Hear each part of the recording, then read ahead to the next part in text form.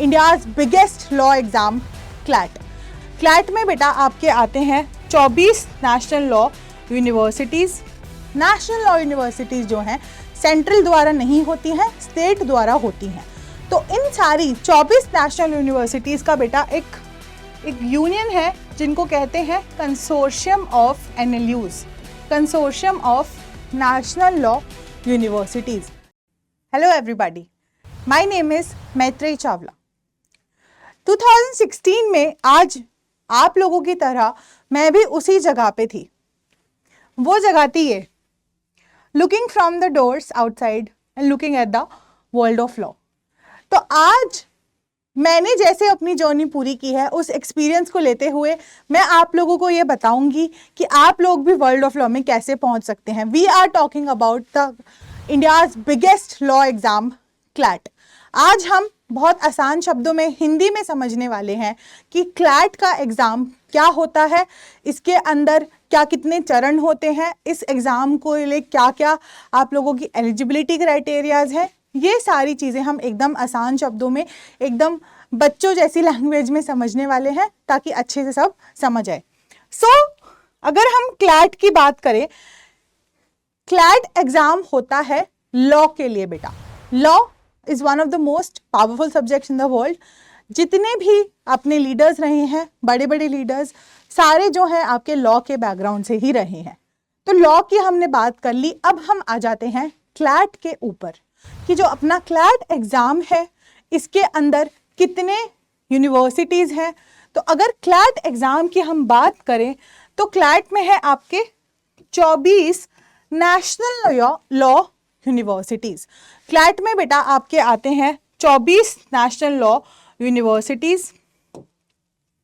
ये national law universities जो हैं ये आपके पूरे भारत में अलग अलग प्रदेशों में आपको मिलते हैं। इसके अलावा नेशनल लॉ यूनिवर्सिटीज़ जो हैं सेंट्रल द्वारा नहीं होती हैं, स्टेट द्वारा होती हैं।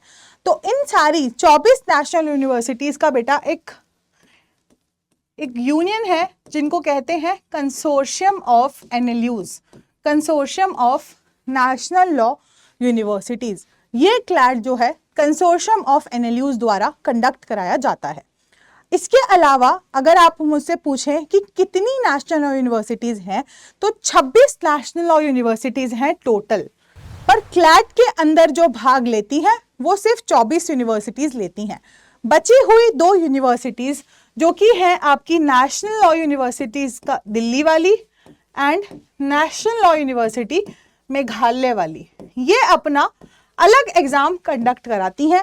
इसके बारे में भी हम आगे आने वाली सीरीज़ में, आगे आने वाले वीडियोस में बात कर सकते हैं। आज जो हमारा फोकस है वो क्लैट के ऊपर ही रहेगा। क्लैट का मतलब होता है कॉमन लॉ एडमिशन टेस्ट। तो ये जो एग्ज़ाम है 24 एनएलयूज द्वारा करवाया गया एक कॉमन एडमिशन एग्ज़ाम है। अच्छा, अब अगर आप लोग पूछें कि मैम कितने कोर्सेज हैं इसके अंदर, तो बेटा क्लैट के अंदर आपको 2 कोर्सेज प्राइमरीली ज़्यादा मिलते हैं। पहला कोर्स तो होता है तुम्हारा अंडर ग्रेड प्रोग्राम है, वो 5 इयर्स का तुम्हारा कोर्स होता है। इसके अलावा दूसरा कोर्स जो होता है वो तुम्हारा ग्रेजुएशन करने के बाद होता है, जिसको LLM कहा जाता है, जो कि मास्टर्स डिग्री के लिए होता है। तो अगर आज हम बात करने वाले हैं हमारे क्लैट यूजी के बारे में कि अंडर ग्रेजुएट प्रोग्राम्स के लिए जो आपके कोर्सेज हैं उसके बारे में हम आज डिस्कस करने वाले हैं। क्लैट में बेटा आपके 120 सवाल आते हैं। अगर सवालों की हम बात करें तो 120 सवाल क्लैट में पूछे जाते हैं और इसमें नेगेटिव मार्किंग भी है। 120 क्वेश्चंस, 120 सवाल आप लोगों से पूछे जाएंगे और ये होंगे भी कितने के लिए? 120 मिनट्स के लिए। तो आपका जो पेपर है वो कितने का होता है? आपका पेपर होता है 2 आवर्स का, 2 घंटे का आपका पेपर होता है। और इस पेपर के अंदर बेटा नेगेटिव अंक भी आपके काटे जाएंगे, नेगेटिव मार्किंग भी है। तो अगर आपने मान लो एक सवाल गलत किया तो उस एक सवाल के गलत करने पे आपके कटेंगे 1/4 मार्क्स, 1/4 मार्क्स। तो 0.25 नंबर आपके कटेंगे यहाँ पे। क्योंकि 0.25 नंबर इसीलिए कटेंगे क्योंकि आपका हर जो क्वेश्चन है वो कितने मार्क्स का होता है? 1 मार्क्स का होता है। अब हम आते हैं कुछ करियर अपॉर्चुनिटीज के बारे में बात करने के लिए जो लॉ के बाद होती है। क्लैट क्यों करें? सवाल आता है, माँ बाप के मन में भी ये सवाल रहता है, बच्चों के मन में भी सवाल रहता है कि अगर नीट और जेईई जैसे एग्जाम्स हैं तो क्लैट क्यों करवाया जाए? तो मैं ये कहती हूँ क्लैट इसलिए करवाना चाहिए बेटा, क्लैट इसलिए इतना रेलेवेंट है, इसलिए इतना इंपॉर्टेंट है क्योंकि क्लैट करने के बाद आपके लिए पूरी दुनिया के दरवाजे खुल जाते हैं। बहुत सारी वैरायटी के आपके पास अपॉर्चुनिटीज आपको मिलती है, जैसे कि आप लॉ फर्म्स में एडवोकेट बन सकते हो। लॉ फर्म्स में अगर आप प्रैक्टिस करते हो, लॉ फर्म्स में आप एडवोकेट बनते हो, आपको बहुत ज़्यादा हैंडसम सैलरी वहाँ पे मिलती है। इसके अलावा बात करें तो लिटिगेशन और जुडिशरी, आप ट्रेडिशनली जैसे हम सोचते हैं लॉ के बारे में कि आप जाते हैं प्रैक्टिस करते हैं, वैसे भी आप जाके कोर्ट में प्रैक्टिस कर सकते हैं। इसके अलावा जो लोग बड़ी एम्बिशन रखते हैं, हाई एम्बिशंस रखते हैं, उन लोगों के लिए है बेटा जुडिशरी। आप चाहें तो आप जज भी बन सकते हैं एग्जाम्स देने के बाद। अच्छा, इंडिया का सबसे ज़्यादा फेमस पेपर है हमारा यूपीएससी। जितने भी मोस्ट फील्ड के लोग हैं वो लोग, बहुत लोग यूपीएससी अटेम्प्ट करते हैं। तो क्लैट का जो रोल है यूपीएससी में भी काफ़ी ज़्यादा बड़ा है, बिकॉज बहुत सारे सब्जेक्ट्स ऐसे हैं जो आपको नेशनल और यूनिवर्सिटीज़ के दौरान पढ़ाए जाते हैं, जो आपके यूपीएससी में भी काम आते हैं। इसके अलावा अकेडमिया में जा सकते हो, पढ़ाने के लिए जा सकते हो, एनजीओज में जा सकते हो, राइट। अगर आपको प्रॉफिटेबल नॉन प्रॉफिटेबल वर्क में इंटरेस्ट है तो आप एनजीओज में भी जॉब ले सकते हैं। इसके अलावा you can also go into research and public policy. तो ये सारी चीज़ें इस बात का गवाह है कि क्लैट करने के बाद आपके लिए बहुत सारे ऑप्शंस ओपन हो जाते हैं। अब हम बात करते हैं बेटा क्लैट की एलिजिबिलिटी क्राइटेरिया के बारे में। एलिजिबिलिटी क्राइटेरिया का मतलब ये है कि कौन से वो लोग हैं जो इसमें भाग ले सकते हैं।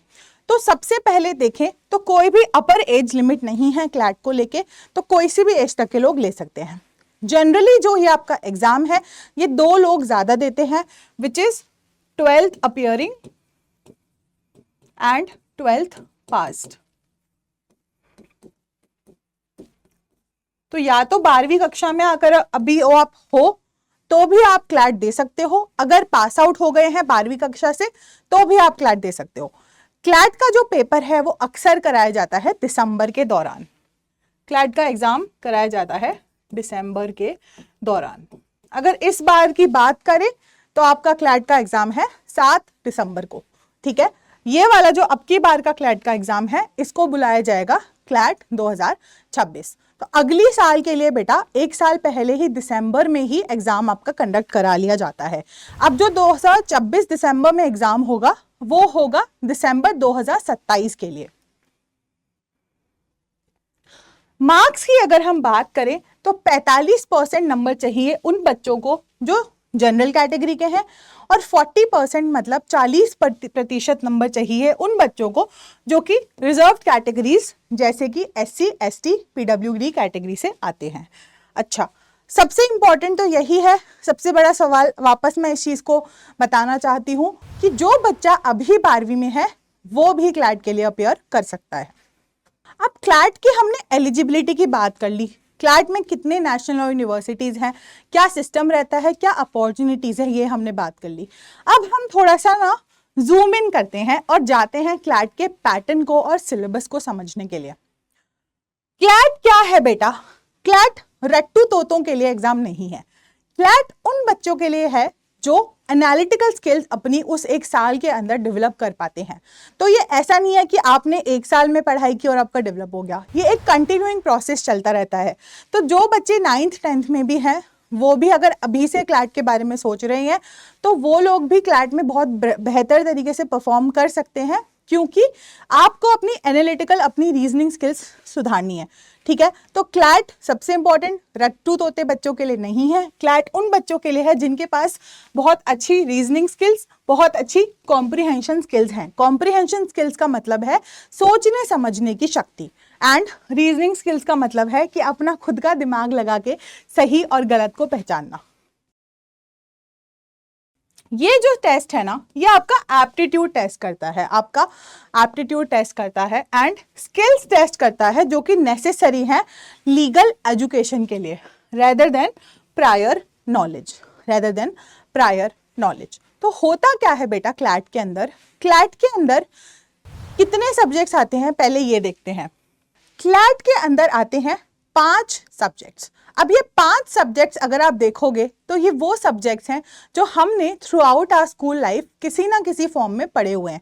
कुछ हमने डायरेक्टली पढ़े हैं और कुछ सब्जेक्ट्स हमने इनडायरेक्टली पढ़े हैं, जैसे कि इंग्लिश, करंट अफेयर्स मतलब देश और दुनिया में क्या चल रहा है उससे रिलेटेड खबरें, इंक्लूडिंग जनरल नॉलेज, सामान्य ज्ञान।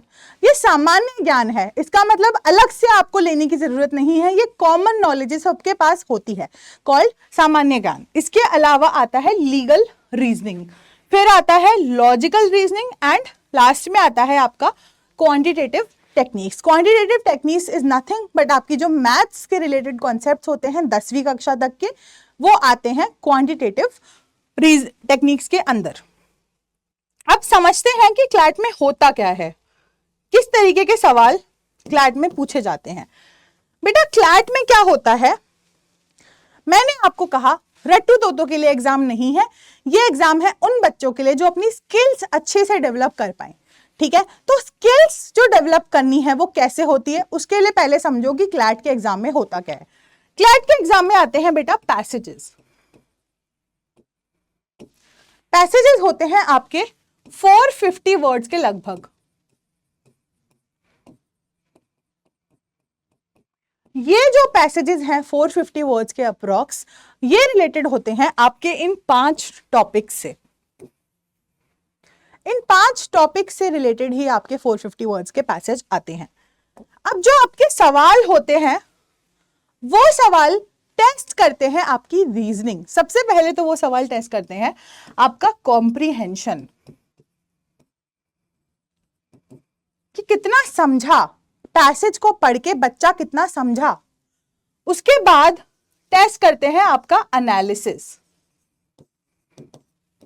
एनालिसिस ऐसे टेस्ट होता है कि वो जो सवाल आपसे पूछा गया उन सवालों का जवाब देने के लिए आपको पैसेज पढ़ना पड़ता है। उस पैसेज में आप देखते हो कि कौन सा पोर्शन है जो इससे रिलेट करता है, उस पोर्शन को देख के फिर आप जवाब देते हो। यहां पे इन्वॉल्व होता है आपका एनालिसिस।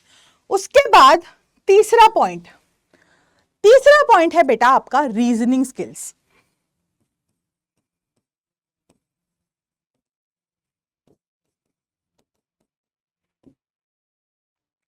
यहां पे ये देखा जाता है कि बच्चों ने जितने भी ऑप्शंस पढ़े उन ऑप्शंस में से अगर उनको सिमिलर ऑप्शंस दिखाई देते हैं तो क्या वो उन सिमिलर ऑप्शंस में से बेस्ट ऑप्शन सिलेक्ट कर पाते हैं या नहीं। यहां पे आती है आपकी रीजनिंग स्किल्स। तो क्लैट कुछ नहीं है, बस इन 3 स्किल्स को सुधारने का एक एग्जाम है। तो थ्रू आउट अगर आप 1 साल लेते हैं क्लैट प्रेपरेशन करने के लिए तो आपको यही देखना है कि आप इन 3 स्किल्स के ऊपर कितने अच्छे तरीके से काम कर पाते हैं। तो यहाँ पे बेटा पढ़ाई करने से ज़्यादा इम्पोर्टेंट हो जाता है सवालों को बार बार सॉल्व करना, और ना सिर्फ सॉल्व करना बल्कि उन सवालों का बहुत अच्छे तरीके से एनालिसिस करना भी। और यहाँ पे रोल आता है correct mentorship and correct guidance का। तो क्लैट के लिए बेटा ना सिर्फ पढ़ना ज़रूरी है बल्कि सवालों को सॉल्व करना, उनको समझना, कौन से एरियाज इंपॉर्टेंट है उनको आइडेंटिफाई करना और करेक्ट मेंटरशिप के साथ पढ़ना। बिकॉज बच्चों को ये तो पता है कि पढ़ना क्या है, कैसे पढ़ना है, बट बहुत बार जर्नी के दौरान वो इस बात पे भटक जाते हैं कि क्या हम राइट डायरेक्शन में, सही डायरेक्शन में जा रहे हैं या नहीं। तो यही है, इतना ही है आज का जो सेशन क्लैट के बारे में। इसके अलावा आपके जितने भी सवाल हैं आप लोग कमेंट सेक्शन में मुझसे पूछ सकते हैं। कोई और एग्जाम पे अगर आपको जानकारी चाहिए तो आप हमसे कमेंट सेक्शन में बता सकते हैं। Thank you so much.